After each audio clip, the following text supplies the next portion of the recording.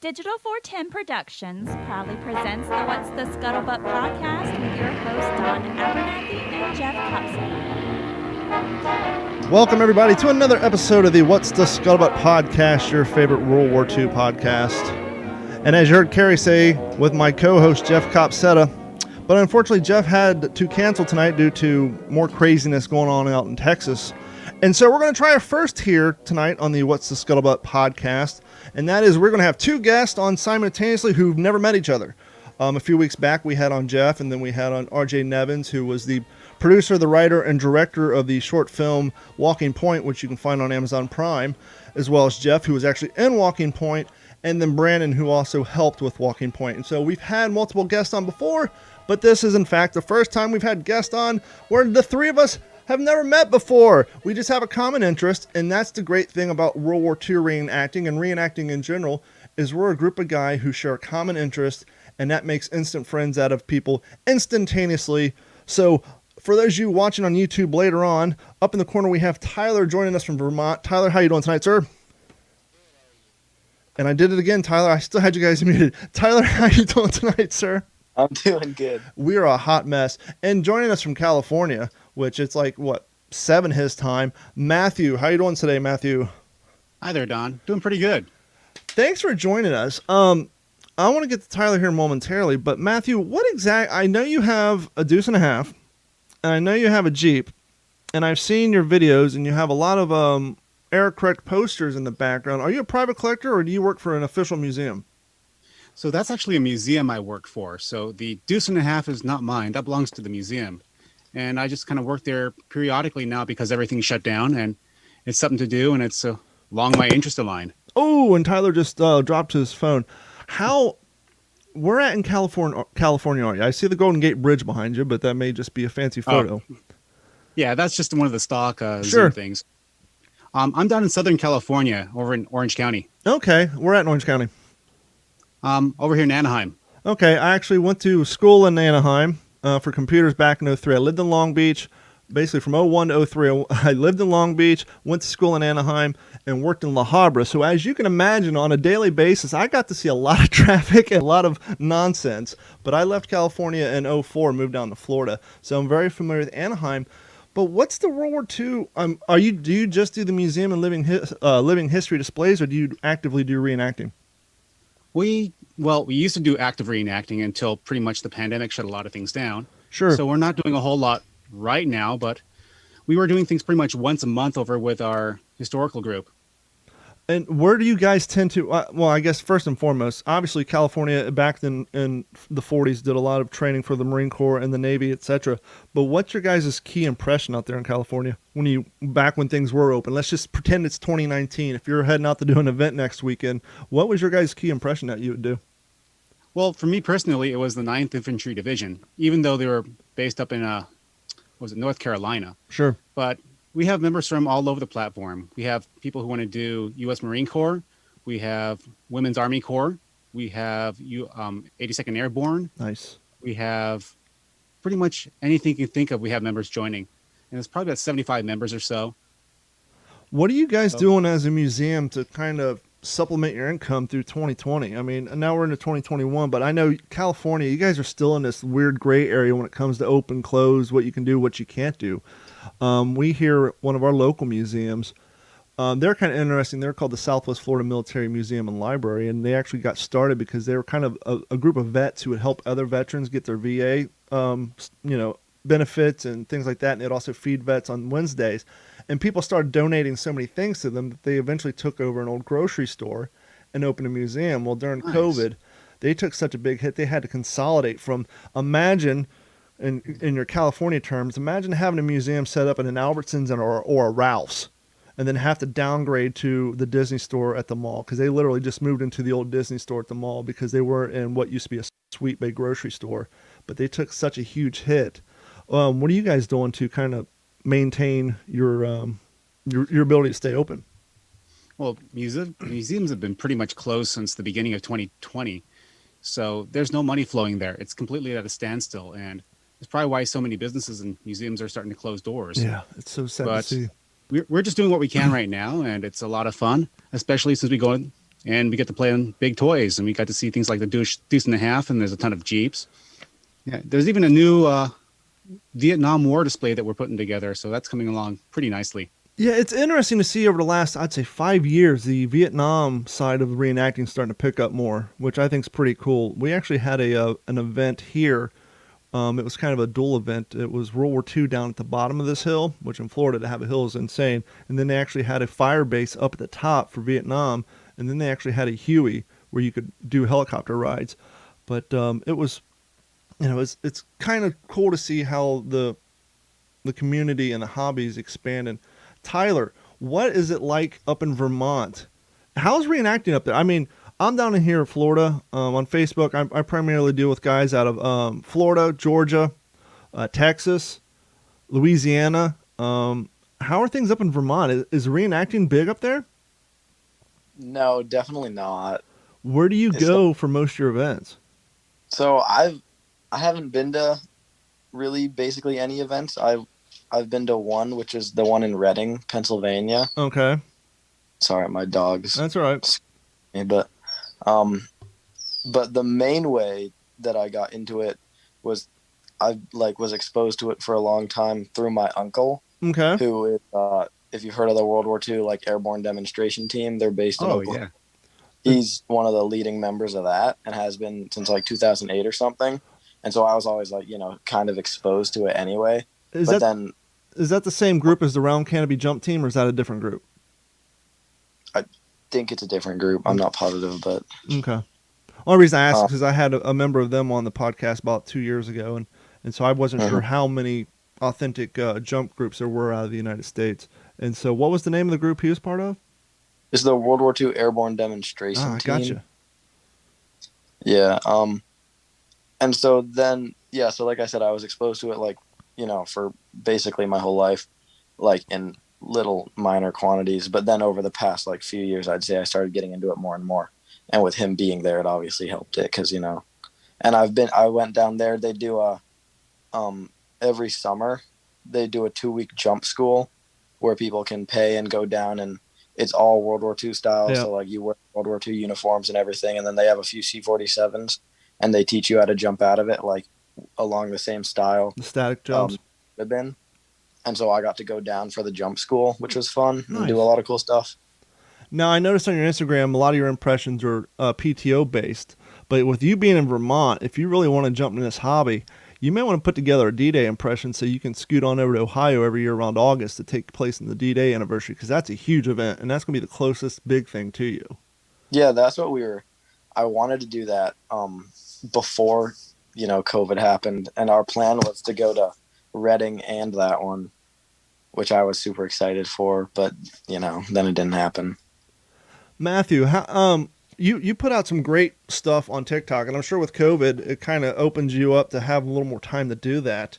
What's the one thing people hit you up with most? I instinctively, I had to ask because everybody's talking about the blackout lights. I'm like, too bad you don't have the pole on your Jeep, because that's always a fun story. And but how has people's response been, and what's one of the things they're most interested in out of all the stuff you guys have? Well, it's funny on TikTok, since it's an ever-changing game, and what was kind of popular, say, 6 months ago is completely changed into something new. So the biggest thing I've been doing lately is responding to questions, because it seems that people have questions and it's fun to answer them. And I'm enjoying a lot more because I can keep them short, sweet, and right to the point. So the blackout light's super popular, and it's bringing all the military veterans out, and they're all talking and anecdoting. Yeah. So it's kind of cool to see how it's just brought a whole community together. And by the way, for you guys listening, with the Iwo Jima anniversary, I replayed the interview that I did with Mr. Robert Glenn, who, as he explained and as I played in the clip on YouTube and TikTok, he was actually sitting on a gurney after getting wounded on Iwo Jima when the flag went up. And we've had the luxury and pure benefit here at the What's the Scuttlebutt podcast to have interviewed 6 veterans or people alive during the time. And the reason I say that is, I've interviewed a female, but sadly the audio isn't that great. It's when I first got into it. I interviewed this guy at this beautiful mansion with all marble. Now, if anybody knows anything about audio, marble and audio don't go well together, and so the background's really echoey. But this guy was 6 years old, and he lived in Germany at the time.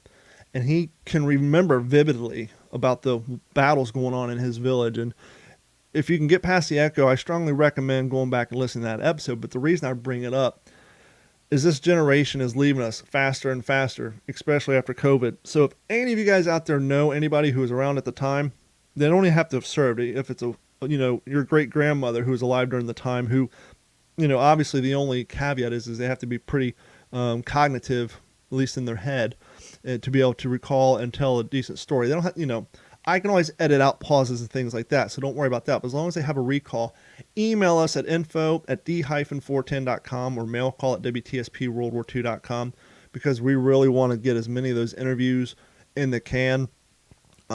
Sadly, I think now, out of the 6 I've done, I think 4 of them have since passed away. I was happy. I got very lucky to interview one gentleman while he was actually at hospice. It's sad to think, but I was so thankful that his daughter was able to set that up for us so we can get his memories on record for everyone to, share now that he's since passed. So I can't express the importance that if you guys know anybody, simply send us an email at mailcall at WTSP-WorldWar2.com, and just whether it's the grandchild or their child or even them, just all I need is an email address or a phone number, and I'll do everything else on my side.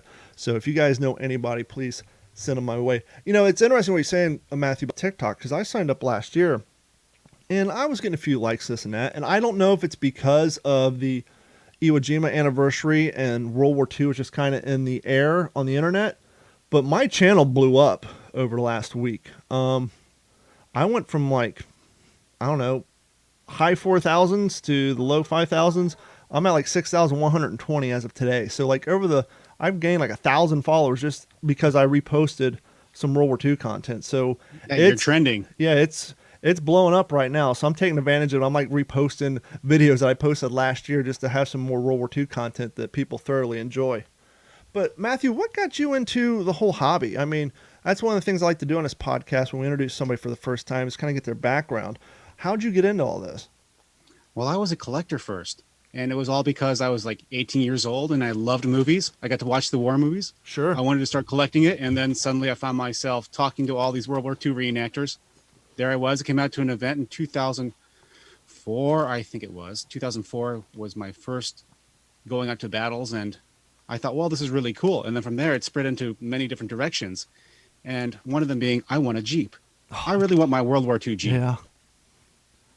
So, yeah, that exploded. And now I just kind of blog about that, and it has nothing to do with my daily job or anything, but it's just something I get to do for fun now. What do you do for a living? Well, what do you think I do? I'm an IT guy. I've had people on here who are history teachers in college. I've had people who are, mechanics. And that's kind of the other cool thing about this hobby is, it's one of the things I like is I've been doing living history down here for 6 or 7 years, and I have friends that I only see at events. And the craziest thing is either when they show up on Friday or they're getting ready to leave on Sunday and they're the cats who change and you see them in their civilian clothing, I didn't picture that would be your style. So it's always weird the first time you see somebody outside of their uniform in their civilian clothing and you're like, huh. But what do I think you do for a living? I'm going to say program developer. Oh, cool. I've done programming in the past, but C++ guy? So what the point of it was on TikTok is nobody knows what I do. It's not important. Oh, you're like the captain on Save It Private Ryan. What's the pull up to again? $300? Sorry, I just watched that. It was on a history channel, so I was watching that earlier tonight. So you're keeping it a big secret, huh? No, I get that. No, I teach at elementary school. Okay, cool. Yeah, yes, I'm a teacher, but when I'm on TikTok, that's a whole different thing. It's themed, it's World War II, and it circles around that, and that's the point of it. Anybody can be involved. Yep. My fiance is a 4th grade elementary school teacher. No, nice. It's interesting what you're saying about how collecting got you into the hobby because as I've said before, okay, Bailey, I got to sit you down. You're going crazy on my microphone. As I said before, I got into the hobby because I was just, surfing around on eBay, and this isn't the particular one, but it was my first M1 helmet. I got it. I bought it. I'm like, hey, this thing's cool. And I sat it on my desk. Didn't really think much about it. I was reading books. And I'd have family members come over or friends, coworkers. And they would be in my room looking at my computer stuff. And they'd pick up the helmet. And like, wow, this thing is heavy. And I realized by having something in their hands, someone who previously could care less about the topic, whether it's a M1 helmet or an old canteen, now whether it's for 30 seconds or 5 minutes, I couldn't imagine carrying this thing around on my head for 3 months. All of a sudden now they're interested. And I got the thing, that's kind of cool. And I slowly just started building an impression. And my logistical mistake, kind of like Tyler living up in Vermont, my first impression was a Marine Corps impression. And at the time, no one was doing PTO stuff. And so I put together a Marine Corps impression, which took me like a year. And then I went on Facebook and I kind of fell in, ironically, with the First ID, which is Army, but they allowed me to set up my Marine Corps stuff at their living history events. And I slowly started putting together a First ID impression, and then all the rest of it went downhill from there. Let me ask you this. Living in Southern California and getting into the hobby, is it easier? It's never easy, but is it easier to find reproduction gear at a large quantity because of all the movie productions in the past? Well, I'd be lying if I didn't say we knew a lot of movie production people, and a lot of us have actually been in movies. Yeah. So that's one of the big advantages, but relatively, the high cost of living here makes a lot of the collectibles seem relatively low price compared to a lot of places. Well, that's part of the reason why I left. When I left in 2003, my dad was moving down here. I just got out of computer school. I was working in La Habra for a web hosting company who's now since sold to Host Papa, which is sad. But anyhow, he's like, I'm moving to Florida to retire. You can stay out here or go out there. I'm thinking, okay, I'm making $9 an hour. The rent of a single room apartment in 2003 in the bad side of Long Beach is $1,200 a month. I don't think I can swing it, so I moved down to Florida. So I definitely get that. That is one of the cool aspects of this hobby. Let me ask you, Tyler, being up in Vermont, you said there's no real living history community up there. Do you just primarily get your stuff offline? How do you stay? Yeah. How do you stay motivated to do it? That's a good question. I don't know. I mean, I've always just I really love building the impressions. Mm-hmm. And so I think it just I'm actually quite similar to you, where it mostly started for me with a helmet. So it's kind of funny because when I was I don't know, really little, like 9 or 10, my uncle would come back from doing the jump school, and we'd always watch war movies together. Sure. We'd watch the old ones, like A Bridge Too Far, and I think you showed me Wind Talkers when I was 6, and my parents. I'm sorry. I mean, don't get me wrong. For what it was bad. I mean, first and foremost, Nicolas Cage turning his early dog tags into a choker. That's just the beginning of my grievances with that movie. To have a movie with the subject matter that I feel, because for you guys don't know, the Pacific is my key point, and obviously with Jeff being my co-host and what he does, most of our knowledge resides in the PTO, and to have content that I feel is that important, that is of the Wind Talkers, and to have the big Hollywood movie about that subject matter. I mean, obviously it wasn't a blockbuster, but even regardless of what the outside community thought, just how badly done it was done, production-wise and authentically, it's just a damn shame. But there is the other side of it that we get to see in Hollywood is when something's brought up, it becomes a big deal. Yes. And people know about it. And over here, we have a lot more of the Native American community, and they're just booming ever since that movie came out, and people know about it. Yes. So that's the cool side of it.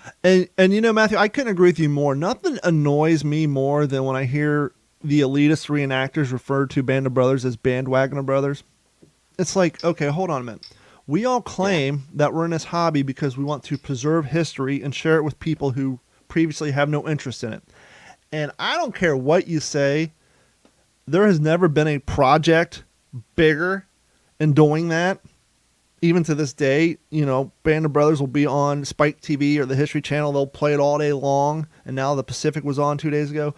But there is not a mainstream product that has ever been done, with maybe the exception of Save It Private Ryan, that has introduced an entire generation of people to the subject matter of World War II, to the fact that people know the names of these gentlemen. They know who Dick Winters is. They know who Babe Heffron is, William Garnier, One Lung McClung, all those people. And to say, yes, I get it, because when that movie came out, now 3/4 of the reenacting community were doing airborne impressions. I get that aspect of it. But if we're truly trying to say we want people not to forget and to learn, what a better vehicle to get people at least interested in the hobby or in the history. And I'll be honest with you, because of Band of Brothers, I went out and picked up other books beyond Band of Brothers, the people who served who weren't covered in that movie. I'm looking at my collection over here. Brothers in Battle, Best of Friends. That's the biography that Babe Heffern and Garnier did. So because of that movie, I got interested in learning more about the 101st Airborne.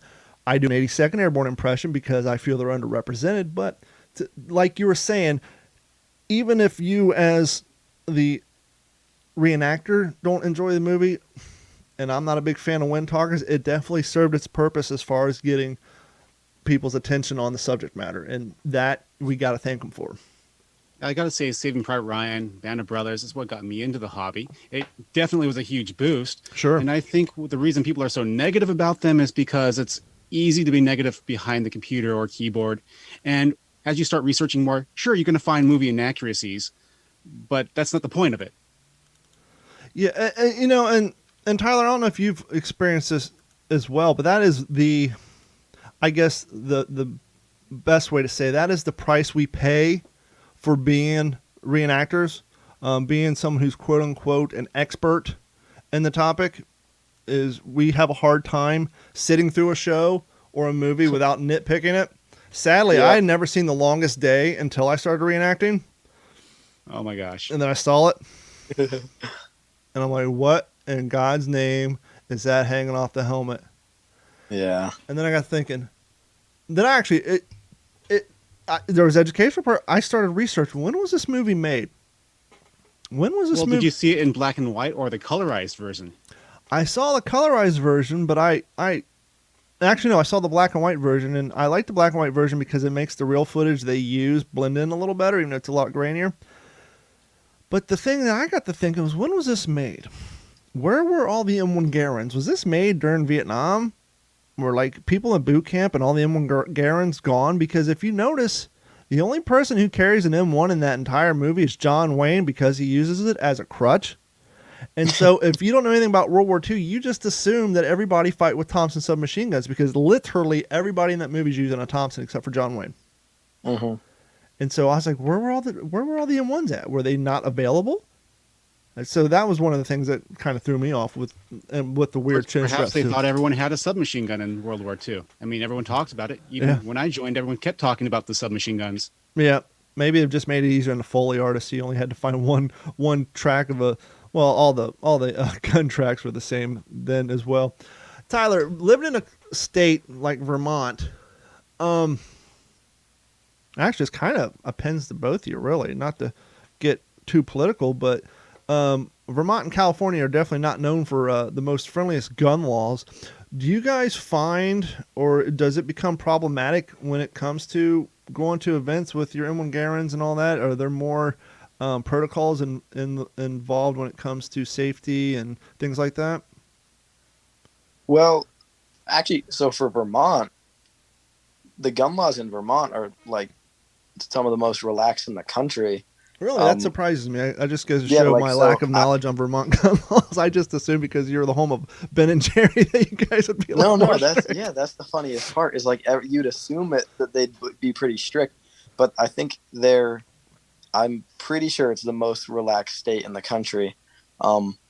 We don't like my M1. I'm 17. My M1's legally mine. I can and have just wandered down the road with it. No permit, nothing needed. I have walked through downtown Tampa with mine, but that's because they have the SS American Victory Liberty ship down there, and we parked in the parking garage across from SeaWorld. But I have expected to got stopped by the cops, but I guess when you're in full uniform carrying a rifle down the sidewalk, no one thinks to stop you. Yeah. And you can handguns, you don't need a permit. You can carry concealed carry, open carry without a permit, whatever you want to do. So I haven't run into a single problem. I mean, the town I live in, it's not most people in the town are anti-gun, but the main thing in Vermont is nobody lives here, so to speak. So since it's then you have the freedom to do whatever you want. Yeah, you can pretty much do what you want. I live in the middle of the woods pretty much, and so one time my brother, who also reenacts a bit, and my friend got all our gear on, and like during like when quarantine first started, and went to film a little movie and just walked down the road with our guns and all our gear. And some people gave us little odd looks, but other than that, like nothing happened. I think you're probably one of the youngest persons to date on this podcast to talk about living history. And so let me fly this hypothesis that I have formulated over the last few years. What do your 17-year-old, 18-year-old counterparts think of your hobby of reenacting? That's a good question. I mean, my friends like, it's kind of nice. So I have like actually one friend who is, he's interested. He likes World War II. He likes military history, all that. He just doesn't really do the reenacting stuff, mostly because I don't think he wants to really spend all the money because it is so expensive. Do people think you're weird? I'm sure I think plenty of people like, think I'm weird like at my school, but none of my friends really. Well, see, my hypothesis is this, is you're a younger cat and you're a generation, and the generation a few years older than you guys grew up watching, well, not so much your generation, but the cats who are like in their mid-20s now, they grew up watching Big Bang Theory. And Big Bang Theory popularized comic books, which is why now everybody and their grandmother loves comic books. For an old 42-year-old like me, if you were into comic books in high school, Revenge of the Nerds is way before your time, but you were considered a big geek and a nerd. And reenacting used to be frowned upon. But my hypothesis is with the proliferation and popularization of Big Bang Theory and their lust for comic books and Comic-Con and dressing up in cosplay, I think that amongst your generation, maybe a little bit older, the common acceptance of cosplay and how cool it is, quote unquote, that kind of probably would carry over to being less ridiculed to you as a reenactor, whereas old people like me and my old counterparts, when I first got into the hobby, they're looking at me like I'm one of these weird outcasts, like, are you LARPing? Are you a LARPer? No, it's kind of like cosplay, but the people I dress up of actually existed instead of, being in a movie or a comic book. And I'm not going after cosplayers because, once again, the social acceptance of cosplaying makes it a little bit easier and understanding and less alien for the general public when talking about reenactors and living historians. Do you kind of feel the same way, Matt? Well, yeah. Speaking of Comic-Con, that is kind of my home turf here. So I've worked Comic-Con many years, and we've actually found reenactors going to those things having no idea that we actually existed as a nonprofit organization. So we've actually recruited people from like Comic-Con, WonderCon, the Los Angeles one. So it's pretty booming with the cosplay community, which is kind of a stark comparison compared to your previous topic of firearms, seeing as we're probably one of the most controlled states, and half the World War II firearms are illegal here. And if they find it, they destroy it. So, we also have a governor who decided that we're going to have background checks on ammunition. Well, not like I said, not to get too political, but on the federal level, they're trying to do the same thing. And if you guys aren't up to date on the gun laws they're trying to pass, if this thing passes, anybody who's listening to this podcast who's a living historian, you're going to have to fill out an application to have the rights to display a historical weapon. So basically, to take your weapon out to an event, you're going to have to get the federal government's permission. The good news is, if there is any, that the person who's trying to pass this has been trying to pass it forever and a day and always gets shot down. The bad side is now they're in control of the House, the Senate, and the White House. And so there is a scarier likelihood of this thing passing. Not only, obviously, the ARs, the 10-round magazines, but that's another topic. But as far as the sake of this podcast, they actually have a thing about historical weapons, and basically you have to get a background check, a mental illness check, just to be able to display that. So if this thing goes through, living history as we know it is going to take a big kick. Now, you guys are in California and Vermont. I'm here in Florida. You guys are all aware of the Pulse nightclub shooting a few years back over in Orlando. That tragedy. One of the things that we're dealing with down here in Florida ever since that tragedy, and I try to give the state of Florida credit. I'm marking this up as a way to prevent a waste of manpower. Okay, we got 10 minutes left, and we'll have to stop and restart, but we'll deal with that in 10 minutes. I give them credit as a way of trying to do this as a prevent waste of manpower, but ever since then, we can no longer have living history events or reenactments on state-ran parks with weapons that use brass cartridges. So if you're doing Civil War, Spanish-American War, anything with black powder, they can still do live firing. But if it has a brass cartridge, you can only do static displays. And the reason I'm trying to give them credit, and I could be completely wrong, but I'm just assuming, and look, we can try to police up all our brass all we want, but truth be told, things get overlooked. And so you have an event on Friday and Saturday. Tuesday rolls around, someone's out walking their dog, and they see shell casings all over the place. What are they going to do? They're going to call the cops. Cops are going to have to come out, set up and investigate, and realize these are blank cartridges, and you just wasted a bunch of man hours. I could be completely wrong. I'm just hoping this is the case and not just them saying, oh, well, we don't like living history. But with that being said, we have lost a lot of events down here on state-run parks because of that. And so, is that sort of a Florida thing right now? Yeah, it's been a Florida thing for 2 or 3 years. So, like we here in Florida, me personally, the biggest events I do now is in Georgia and Alabama. At Alabama at Fort Morgan, this year it's a little condensed because of COVID policies. We canceled it last year, but 2 years ago we had the 75th anniversary of Peleliu and then Tarawa. Maybe vice versa. For the first one, we actually had a landing craft out there. I think, Matthew, if you watch one of my videos with the photos, you'll actually see me a picture of me riding a landing craft. That was at the Alabama event, which was really great. And then the video I posted today where you hear me screaming about the muzzle blast when shooting over my head, that was this January up in Georgia at a Boy Scout camp. For you guys listening, if you don't know this, you can rent out a Boy Scout camp, and they'll give you full run of the place. So if you're looking for a place to do tactical events, just get online, look for Boy Scout camp, find out what it costs to rent the place out, and then just organize something on your Facebook pages. And this place is so big, we have like 4-hour-long tactical events. I mean, we're out walking 8 miles, and you get Germans in there, and it goes all day long. It's fantastic. Now, hopefully, with all the crap the Boy Scouts are going through, we don't lose those access to those camps, so they have to liquidate all their properties because of all the lawsuits. But as of right now, if you guys are looking for a private property to hold tactical events on because of COVID and everything getting shut down, just call up your local Boy Scout summer camp, see how much it costs to rent the place, and they'll be down for it. Private property, because pretty much everything we do in California, it has to be on private property. We're not going to get involved with any of the city permissions because it's a pretty big ordeal. Yeah. Unless we're trying to make a big event, which hasn't been a thing in a while. Yeah, and that's in a place like California. I mean, especially if you're like trying to do a PTO thing or like a Navy-based thing. Obviously, you can do European theater operations because we do down here in Florida, but it does look a little weird to have the palm trees and the Spanish moss in the backgrounds. But we still do ETO down here as well. But it's just sad to hear that. We'll be right back, guys. Hold tight. Spam was introduced by Hormel in 1937. The product was intended to increase the sales of pork shoulder, which wasn't very popular at the time. Hormel claims the meaning of the name is known only by a small circle of former Hormel food executives, but popular beliefs are that the name is an abbreviation for spiced ham, spare meat, or shoulder of pork and ham.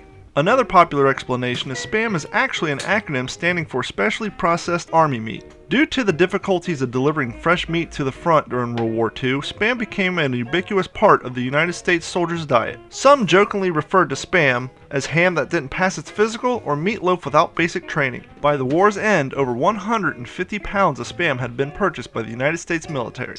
During World War II and the occupations that followed, Spam was introduced into Guam, Hawaii, Okinawa, and the Philippines, as well as other islands in the Pacific. As consequences of World War II's rationing and the Lend-Lease Act, Spam also gained prominence in the United Kingdom. In addition to increasing production for the United Kingdom, Hormel also expanded output as part of the Allies' aid to the similarly beleaguered Soviet Union. Nikita Khrushchev once declared, "Without Spam, we wouldn't have been able to feed our army." Throughout the war, countries ravaged by conflict and faced with strict food rationings came to appreciate the value of Spam. And we are back for the second half of the What's the Scuttlebutt podcast. This episode of the What's the Scuttlebutt podcast is brought to you by our friends at Computers. Computers has been providing IT solutions for all Southwest Florida since 2004. Even if you don't live in Southwest Florida, they can help you as long as you have working internet. Give them a call at 239-283-11. 1120, or hit them up on act-capecoral.com, and they can log in your computer and help you with all your computer problems remotely via their website with your permission. Once again, that's act-capecoral.com or 239-283-1120. Not only do they do computer repair, they do network expansions, two-form authentication for remote logins, especially during COVID. You don't want to use remote desktop. That's not secure at all. Online backups, two-form authentication, like I just said, antiviruses, plus much, much more. Give them a call at 239-283-1120. You know, for the long-lasting listeners of this podcast, you know that I interviewed the historian, actually two of the, they don't like to be called historians, they like to be called anyhow, I interviewed the guy from Goodyear and the guy from John Deere about their contributions to World War II. And as you just heard, I did my little spam advertisement there. I have reached out to Hormel, trying to get an archivist from them to come on to talk about the advent of spam and the production and all that. So that's one of the things I like to do in this podcast. Like I said, we had a guy on from John Deere, Goodyear. If you guys haven't heard it, go back and listen to, I had two of the historians on from the original Springfield Armory. And we talked about John Guerin and how George Washington founded the site for the Springfield Armory, and how the modern day firearms are not the same Springfield Armory of the day. So if you guys haven't heard that, maybe I'll post that one up again here soon. But joining us for part two, as before, we have Matthew and Tyler. Now, Matthew, before we went to break, we were talking about how out in California, when you guys do reenacting, you pretty much have to rely on private property because of how hard it is to get things done publicly with the government down there. Yeah, so we have a lot of private property owners that we pretty much know and we talk with, and we're on pretty good terms with. So when it comes down to using private property, we have our locations all secured. And one of the cool sites we have is over in Yucaipa, and we actually have a full World War I, or should I say two trench systems, going back and forth for both the Central Powers and the Allies. And so since they already have the logistics set up, then obviously they already have the liability insurance stuff all set up. You guys just do a cover. Yeah, we have everything. It's all taken care of. I's dotted, T's crossed. We want to make sure we cover our backs, have insurance, make sure our members are covered, make sure everyone pays their fair share. So that way everything's legit. Everyone has a good time and they know it's going to be here for years to come. When you guys, let's pretend it's 2019. How is the reenacting community in California? Is it pretty large? Well, I think it used to be pretty large, but then I think a lot of that generation is slowly kind of fading away. They have families and other duties. People are getting older. But then there's a whole new resurgence coming up of younger generations. Like kind Tyler. of like Tyler here. Yeah, and Tyler, it's so important. And we got to figure out a way to get you, since there's nothing in your area. Have you gone on, I mean, you're on Instagram, but have you actively looked on Facebook? I know Facebook is a dying character, but that's where most of the reenacting is scheduled. Like here in Florida, we have the Florida Preservation Historical Society, and regardless if you do World War II, Civil War, whatever, basically all of the interest for events, the scheduling events, and all that is managed through those groups. And if you find a centralized group, you may okay, there's nothing really going on in Vermont, but over in Pennsylvania things are bigger, over in Ohio, or you may just have to schlep down to some Georgia events at some point. But yeah, you are, I don't want to sound like an old 90s song, but when it comes to this hobby, man, the younger cats, you guys are going to have to take over. Because, I mean, I'm 42 and I'm kind of considered young in this hobby. I mean, I go out to events. I was just at a tactical event with guys in their 60s. And to do a 4-mile march in your 60s, and, it gets harder and harder. And so after a certain point, you kind of phase out into doing just the living history displays. And after a while, even that becomes too much. And yeah, it's definitely one of those things that ebbs and flows, but we definitely need more and more of the younger cats out there. So we got to figure out a way to get you more active into the hobby. Yeah, another thing we have is like the younger generation have energy. Yes. Yeah. Yeah, I'm on a bunch of Facebook groups. I downloaded the app like last year for the sole purpose of finding out more World War II reenactment related stuff. as odd as it's going to sound, I'm going to tell you to go on Facebook, and I'll even send you the link through your Instagram page. Go ahead and sign up for the Florida Historical Preservation Society, because even though we're Florida, we're almost turning into the East Coast Historical Preservation Society, because once again, the event out of Alabama gets linked on there, the event in Georgia gets linked on there, and so we're kind of becoming the lower East Coast because... it's just, it's crazy because we'll go to Georgia, right? And now, granted, it's only 40 minutes past the Florida border, but we'll go to Georgia and the Florida reenactors make up most of the population. When we go to Alabama, we're a good portion of the population for the first year. Second year, a lot of our guys couldn't go, but Florida's always representing. So you might be surprised to find that if you join up to that group, you may find events going on in Georgia and maybe parts of Tennessee that, yeah, it's still a long haul, but as Matthew could probably attest to you, part of this, two things go hand in hand with this hobby. One is buying uniforms, and two is buying gas, because it's always about a long travel to get to these events. I think the longest I've done has been a 12-hour drive. My bucket list is the event up in Ohio, the D-Day event. That's going to be like a 19-hour drive for me, which is kind of hard with work and owning my own business. But I'm hoping maybe next year when they reopen it, I'll be able to go to that one. But it's definitely hand in hand, is buying uniforms and paying for gas. Oh, which actually, I have absolutely no idea how I forgot about this one. But when I lied when I said that I'd only gone to an event in Reading, because last year we went to the 75th anniversary of Market Garden in the Netherlands. I saw the photo on your Instagram of a tank, and you said in the Netherlands, and I was going to send you a message saying, did you go there, or did you just steal that photo off the internet? So you actually went overseas? Yep, we went overseas. How was that? That was awesome. That was incredible. I don't know how I forgot about that. How was that arranged? Was that a family trip? You and your uncle? Was that like that was a family trip. My dad went to college for a little bit in Germany, and he'd always wanted us to go anyway, and so we went to we just decided to go to the reenactment too, and so I packed like a massive duffel bag of gear, and like security asked me many questions. Oh, I can imagine. Especially on the way back, because I was like coming back with like 3 different like knives in my bag, and it's so crazy because it's so different over there. Like up here, like in America, like when I was in Reading, people were just carrying their guns around like no one even cared. No. And then you go to the reenactment in the Netherlands, and I was wearing like an M3 knife on my boot because I was doing 101st. Nope. And some guy came up to me and he's like, you can't wear that here. Yeah, like, you might get in trouble. And I was like, oh, okay. Here momentarily, not to use a catchphrase, I want to circle back to what Matthew was saying about the gun laws in there, but on your point, when I first got in this hobby, I was talking to some reenactors via Facebook over in Europe and in those areas. A lot of those towns, if you're a reenactor, your M1 Garand is a permanent resident in the town armory. And it can't even have a working firing pin, so I guess they don't even do blanks over there. I guess everybody's just yelling bang bang, or maybe every once in a while they do blanks, but from what I understand, they're not working at all. And even still, after the event, you have to go surrender them to the town armory. You cannot keep them in your possession outside the event. That, to me, that is crazy. Yeah, one of the biggest questions I see over in Europe is, how do I turn my Denics into something that looks more realistic? So they're all getting the prop toy guns, and they're trying to make them look legitimate so they can actually use them for photographs. I was looking around because I have the Denic Thompson. The one, which by the way, Denic, if I know you're not listening because you're in Spain, but you sell the Chicago typewriter that has the cuts compensator on it, which is fine. But then you sell what's supposed to be the M1928, which still has the top charging handle, but it has the barrel of the M1A1. It doesn't have the cuts compensator.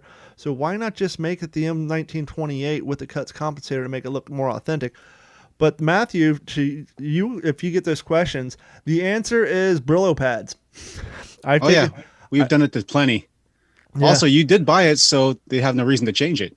Yeah, exactly. Well, to be honest with you, I bought mine because, as I said, it took me a year to put my impression together, but I couldn't afford a rifle. So I got the Denics for my living history display.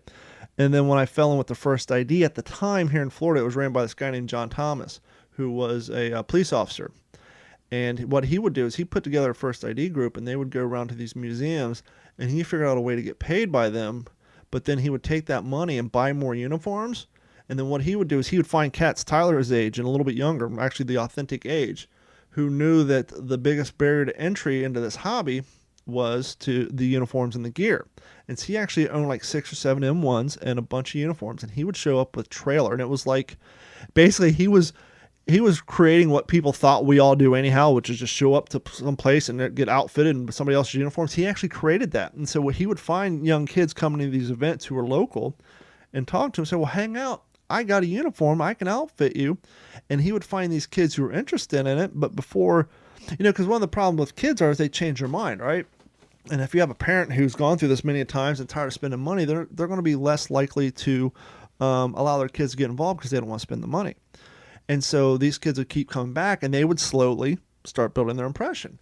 Hey, John, I don't need to borrow your pants this time because I already got a pair. So now I just need everything else. And so he would actually allow me to use his M1s.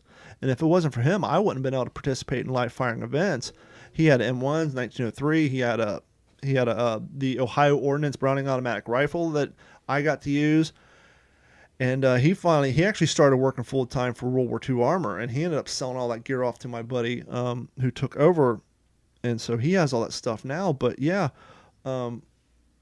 so I was the same way. So my Denix was my first thing, and it wasn't until I started working I worked in radio for like 6 years before I did this. And so it wasn't until I was working in radio plus my computer gig that I was able to get some money together. But sadly, at the time when I got my M1, CMP was sold out. They hadn't got the imports in yet. This is before they got the ton of them from Korea and before they got the 1911s. So I went to a local gun show. And it's so funny because I worked in radio, and one of the things we did in radio is we give away free T-shirts. And so I got free passes to the gun show, and I showed up early, but I was still like 20th in line. And when they opened the door, everybody started lining up for free T-shirts. Well, I got a closet full of T-shirts, so I went ahead and did a quick lap around the gun store, found the one guy selling an M1, and sadly it's an international arms company. So it's not a Springfield. Everything else is Springfield except for that upper receiver. Tyler, your mic's muted. I don't know if you know that. So it has the International Arms Code, but I've never had a problem with it because I've done some research. I know like the first 1,000 they put out, they had problems with head spacing, but my serial number's way up. But I'm going back to the gun law things. I use my International Arms Code at Living History events to explain the insanity of assault rifle bans. And people are like, what are you talking about? I'm like, this rifle used to be a Springfield Armory rifle. But back in the 80s when they had the assault rifle ban, it was illegal for a citizen to own this. So what did they do? They took off the upper receiver, cut it in half, and then this company up in Canada made the exact same thing, except for the serial number was never issued to the military, put it on, and then it was legal for civilian use. And so they basically destroyed historical parts just to put on a civilian-made version, and it made no changes to the gun. Still the exact same gun, still semi-automatic, but that's just how ludicrous it was back then that you couldn't own weapons of war just because the serial number had been issued to the military. So they stamped out one up in Canada, popped it on. It's the same darn thing, except for the serial numbers on the side instead of the back.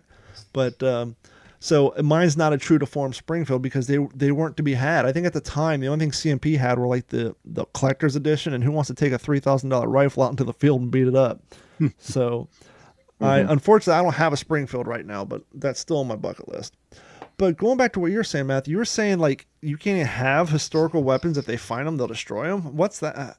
How? No, I mean, like anything that's automatic is illegal. Anything that can fire more than 10 rounds, they don't like. We've banned the whole magazine thing, although I think they may have reversed one of those, saying it was unconstitutional or something. Yeah. So I'm not sure what the latest is. So we keep changing it. So what you're telling me is you won't see too many bars at your all's events. Just the guy who can afford a nice reproduction semi-auto one for some fortune. Yeah, there's like $6,000 out of Ohio Ordnance, and they're on back order because I know a couple of. I was out 2 years ago. The podcast got invited out to the National Museum of Pacific War out in Fredericksburg, Texas. And if you guys have never been there, you got to go. I often joke around saying they're the Universal Studios of World War II reenacting. Head over to my YouTube channel. It's youtube.com/C for channel, then /digital410. And scroll back a few years, and you'll see I actually filmed, or you can just Google National Museum Pacific War Fredericksburg. If mine doesn't pop up, somebody else will, but mine actually have backstage scenes of the museum. But when you see their living history area, it's called the battlefield, They have landing craft come out on the track. They got water grenades going off, simulating mortar strikes. You have the Marines coming out of a stationary alligator. At the end, they have a real firing flamethrower that shoots into the bunker, and you can actually feel the heat out in the crowd. They have sound system, and I actually got to participate in the event. So I flew out to Texas with all my gear. I just used their rifle, so I didn't have to deal with the TSA. But the reason I bring this up is they actually had a real open bolt Browning automatic rifle. Now, for those of us who shoot modern day stuff and M1 carbines and M1 Garands, I have, like I said, my buddy John had the reproduction Ohio Ordnance one, which is a closed bolt. When you're used to shooting modern day weapons and then you have a open bolt rifle, it's so weird. You think the thing's not charged. To get used to that, and you kind of think, wasn't this a design flaw? How easy is it to get sand, dirt, and debris inside your bolt when it's an open bolt system? But yeah, that was the first time I ever shot an open bolt. But it's a crazy gun. Sure. I should say we do have exceptions to the whole like automatic weapons thing, because we are Hollywood here, and if you want it, you can find it. It will just cost you lots and lots of money. That's correct, Matthew. I don't want to be that guy, but for those of you who don't know, gun laws are simply a way to keep poor people from having guns, because as Matthew pointed out, even as a civilian, you can get a fully automatic rifle. You just got to be able to afford. Usually you have to have some sort of purpose. Like if you want to get that Class 3 firearms license, you're probably a rental company. So it's few and far between. In California, yes, but in Florida, no. In other states, you just have to have the money for the Class 3 firearms license. Just like with this new gun law that we're talking about. Oh, you can have a 30-round magazine. They just want to put a $200 piece tax stamp on it. So once again, they're not saying you can't have it. They're just saying if you can't afford it, you can't have it. So that's the weird thing about a lot of this stuff is, you can have a fully automatic rifle. Well, you can't. You just need a Class 3 firearms license. What do I need to do that? A background check and a fat checkbook. Okay. So there are ways. It's a lot of money. For example, the guy who owns World War II armor, he was in the Navy for years. Started a business afterwards. Very lucrative. The guy personally owns, I think he's up to 7 tanks now. He's got fully automatic, real grease guns. He's got 30 cals, 50 cals. And all it takes is just the ability to afford the background check, having a secure place to store all the stuff. I was just watching Saving Private Ryan tonight, and I looked at my fiance. I said, see that tank right there? Yep. My buddy owns that now. I mean, he has it in his collection. He's restoring it so that whenever they do reenactments, the Germans will have a tank. So he actually has the one they used in Saving Private Ryan, and it's the same one from Band of Brothers. It's in his collection. He did an off-the-frame restoration on it so that when we do reenactments with tanks, the Germans will have something instead of being, because usually what happens now is we just dig a trench and go in there and blast the hell out of them and send them flying across the room. Was that the Tiger tank they had at the last scene? That's a Russian conversion. Yeah. I saw it when he first got it, and it's basically all the armor on the side of it is just spray painted plywood. And for some reason, they never did any internal shots from that, right? None of those movies, and the entire inside of it was completely empty and gutted out. It's basically just the steering wheel and the seat. And so he's restoring it to historical value. The only thing he does to those tanks that aren't historical, which he has to do for liability, is he puts cameras on the outside. He hides them so you can't see them. But that way, his drivers have 360-degree view, because when you're out in a field, and spectators around and you're maneuvering them, you can't take that risk of having those blind spots. So they do have cameras mounted on them in hidden strategic areas so that their drivers inside have a full 360 view of what's going on with people walking around. Funny, because our tanks in California, they don't care about that. They just want to make sure your breech is welded shut. Well, it is dangerous. I mean, we've all heard the story of the cats who were doing that show for Discovery Channel 3 or 4 years ago. And they had a misfire or whatever, and when they unloaded it, it went off and they didn't die right away, but the shock ended up killing the tank crew on that Discovery Channel shoot. So, I mean, out there, you guys can't even do blank firings, huh? Well, some people like to put blanks into it, like they shotgun blanks into it and then shoot a shotgun out the middle of it. I'll tell you what, you haven't lived until you've been doing an event and you had a real tank blank round go off. I was out at his. Yeah, that's something we're missing, but it is what it is. You still get the enjoyment of laying on the ground and having the rumble as that thing pulls up on you. It definitely brings it to a whole new level. But we kind of got sidetracked. So Tyler, you went overseas. You're walking around with a M2 knife on your leg, and they said, Yeah. How was it like? What was it like over there? From what I understand, they at least appreciate, at least up till 10 years ago, that they appreciated the history so much because it truly affected them. That even to this day, they were like super thankful for everything that the Allies did for them, and primarily Yeah, Americans. that's definitely true. Yeah, there were like literally people who said thank you, Just for being which American. was, yeah, like I'm not even kidding. And they like most like basically everybody in the Netherlands speaks English, but like it's not their first language, I guess. Mhm.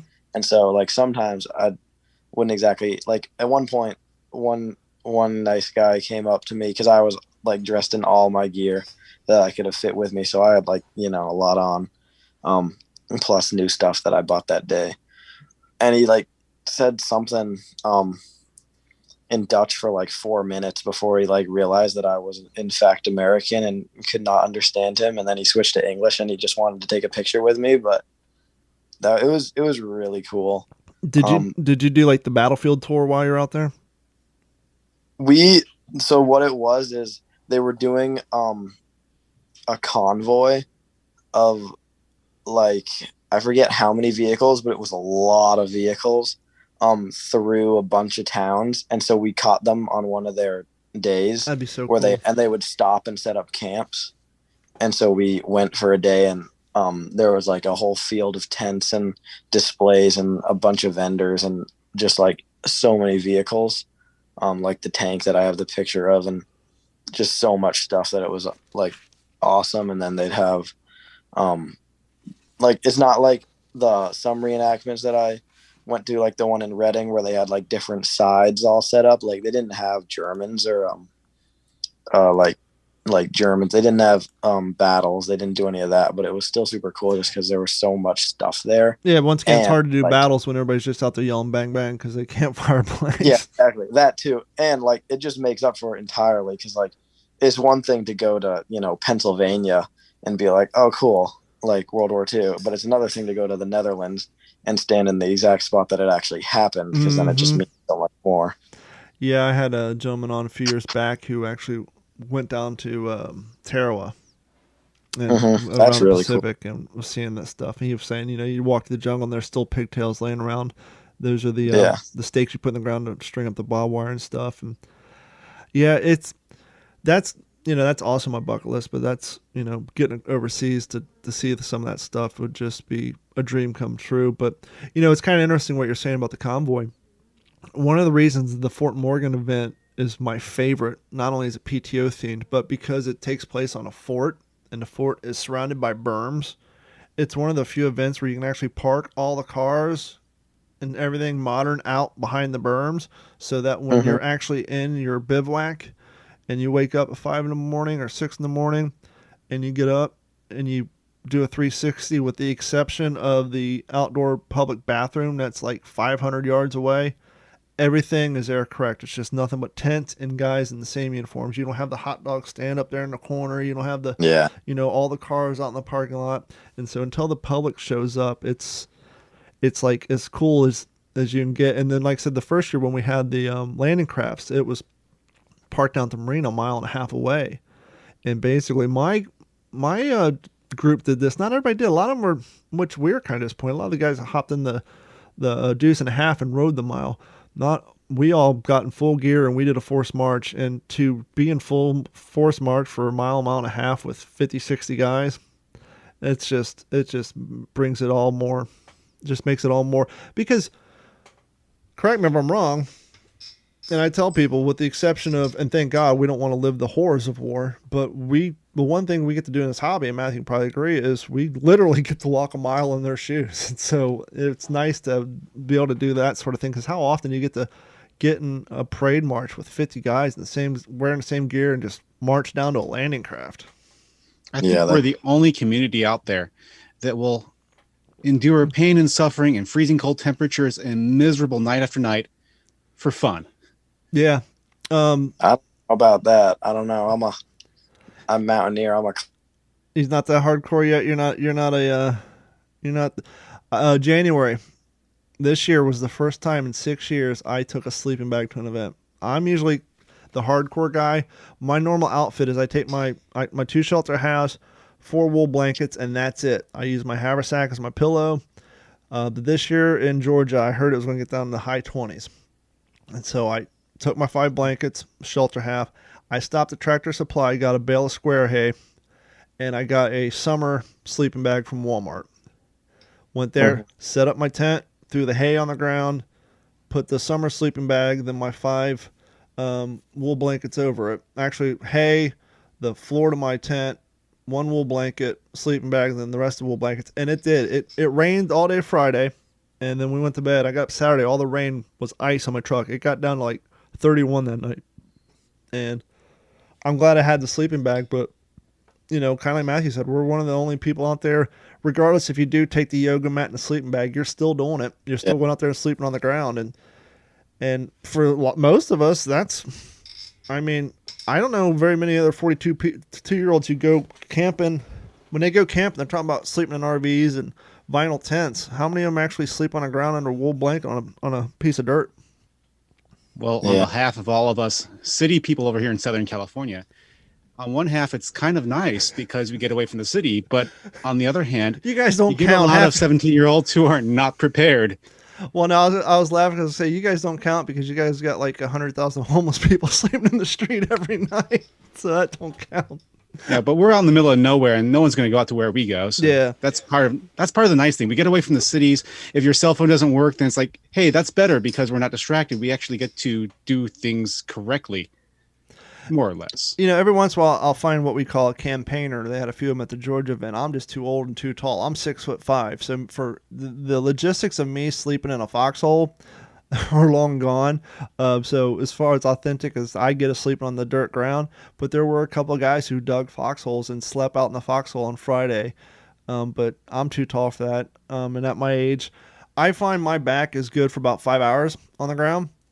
And then I just toss and turn and wake up at 5 in the morning. I will say at that event, due to some help of some certain beverages, I was able to get 8 hours of sleep even in the cold because I planned ahead, if you will. But that's the other my other favorite part of this is going to an event is the only time that I can get away with not answering text messages or answer my cell phone because my friends realize that as far as I'm concerned, the phone don't exist. The only time I pull my phone out in an event is to take photos, and I try to do that at a minimum. I'll go, and that is kind of my beef. I understand that they grew up around and they're addicted, but some of the events I go to that do have the younger cats, they do spend a lot of time on their cell phones. It's like, don't you want to unplug for 3 days and just enjoy this? Yeah, for sure. So, man, go ahead. I dug up. Your internet's breaking out. Oh, we're running out of time again. We've already gone another 10 minutes. Wow, 40 minutes? We got 9 minutes left. But Tyler, your internet's breaking up. That's all right. So Matthew, what do you want to give a plug to your museum? Yeah, actually, I'm going to give a plug out to my reenactment group. Sure. Because we're all kind of tied together through there. Yeah, we're called the Historical Unit of Southern California. And you can find us online. We're on Facebook, Instagram, TikTok, and we have a website, which is www.thehusc.com. So it's the Historical Unit of Southern California.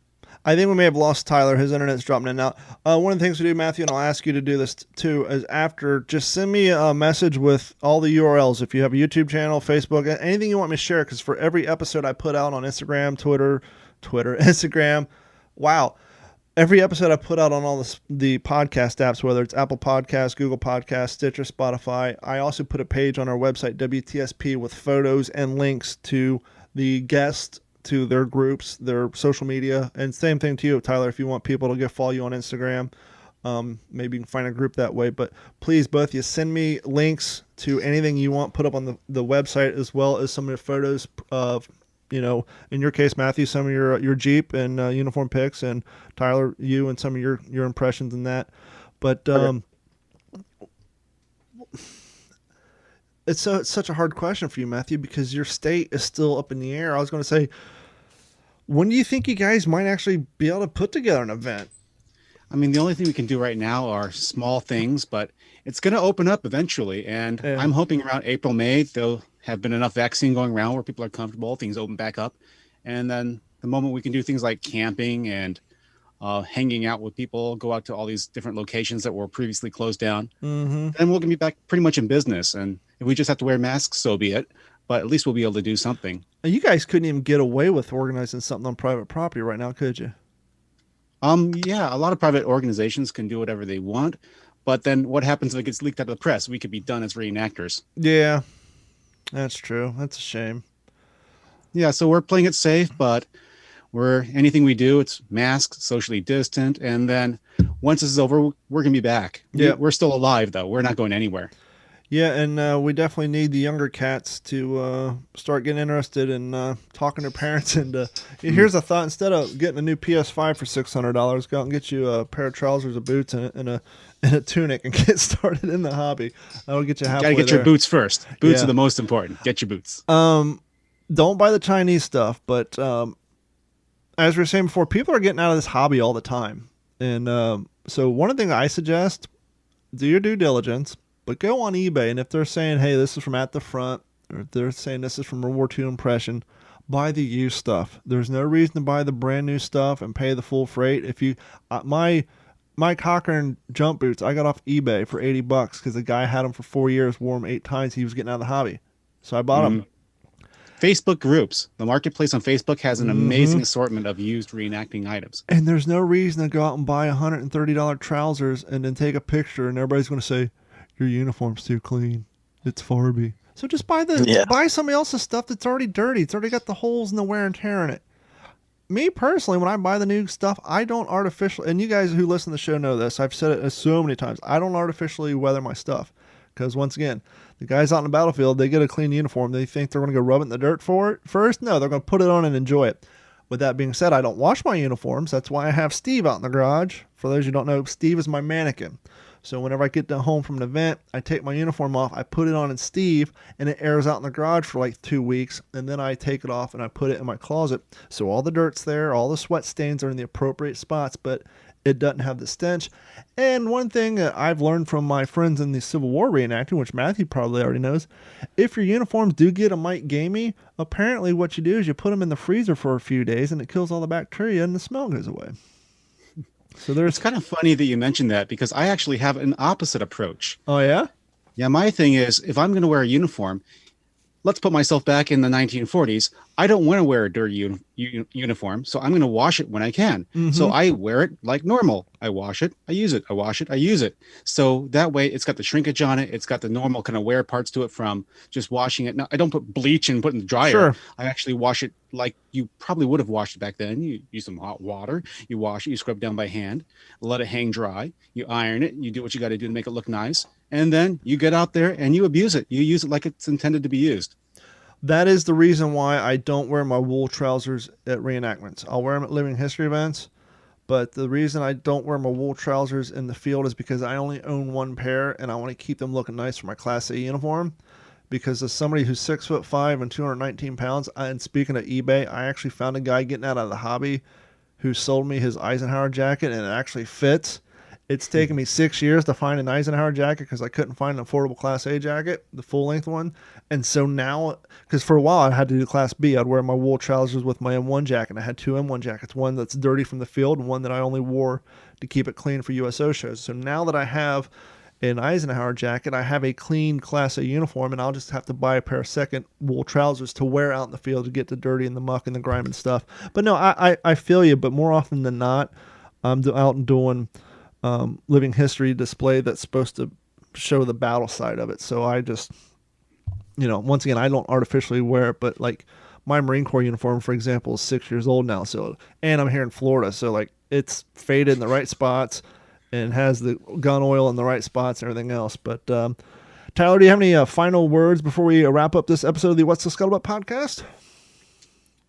No, not that I can think of. I mean, I just have a great time doing it. I think one thing that I was going to mention earlier when you were talking about Jeeps and all that is I think I was like very lucky that the first car that I ever got to drive before I had my license was a Jeep from 1944. Nice. So Yeah. that was pretty awesome. Learned to drive manual in that. I drove a deuce and a half, rode in a deuce and a half. Just had so many awesome opportunities that, you can't get anywhere else really. And I wish we had more time. Maybe we'll bring Matthew on for a follow-up episode. One of the added benefits, even if you don't live in California, if you're into this hobby, and I mentioned this on a TikTok the other day, reenactors get hired to be extras because it saves the production company money on uniforms. And so, but that being said, make sure you don't do things for free because you are valuable. Yes. And for those of you guys who have Disney Plus and have yet to watch The Right Stuff, go turn on The Right Stuff, watch the pilot episode, and when they're in the Officers Club in Virginia, you'll see my happy ass smoking a cigarette in the background of that whole scene. And then on episode 4, when they're doing the countdown on New Year's Eve from the stage, I am the tall guy in the middle of the NASA employees on New Year's Eve. So I'm actually done background work on 2 episodes of Disney Plus's. Originally, when we shot that, it was originally booked to be aired on the Smithsonian Network, but then they moved it to Disney Plus, which I was a little disappointed about. But yep. Matthew, any final words? Check me out on TikTok, and I'm sure we're all linked up too. So yep. Yeah, I talk about Jeeps and World War II stuff. Thank you guys so much, and thank you guys for hanging out and joining us for another episode of the What's the Scuttlebutt podcast. Hopefully, for those of y'all listening, Jeff Copsetta will be joining us for the next episode. For Tyler and Matthew, my name is Don Abernathy, and thank you guys so much, and we will talk to you all again soon. Cool. Yeah, Thanks, thank Don. you. Hey guys, I greatly appreciate it, man. Basically, what I do is I'll edit this out a little bit and put the final touches on it, and then I will send you guys links to the page where you can download it directly, or if you want to help me out, you can subscribe to me via your favorite podcast app. That way it'll help show up as more subscribers. Oh, yeah, just shoot an email out. Yeah, That'd be we're great. Sure thing. just look for WTSP or just look for What's the Scuttlebutt on any of the apps, whether it's iTunes. There is an Office podcast about the show The Office called the What's the Scuttlebutt, but mine has this logo behind me, so just looking for What's the Scuttlebutt podcast, and you'll see this logo, and subscribe. I'm on Google, Stitcher, Spotify, iTunes, all of that, and you can just like and subscribe, and it'll download. I try to get an episode out every month. I used to do every week, but with my my partner's been slacking a little bit, so I've been doing a lot more without him. But yeah, we try to get at least 2 up a month. But I'll talk to you all later. Thanks, man. We're out of time, but yeah, go ahead and reach me out on email, and We'll do. yeah, Yeah. I also found you on Instagram, Tyler. So I added you as a friend. I'm on Oh, there cool. too. I'm on Donovan410. Donovan410. I'll send you my Instagram as well there, Yeah, Matthew. go ahead and find me. I got the same tag as TikTok. Perfect. Thanks, All right. guys. Bye. All right, bye, guys. This has been a Digital 410 production.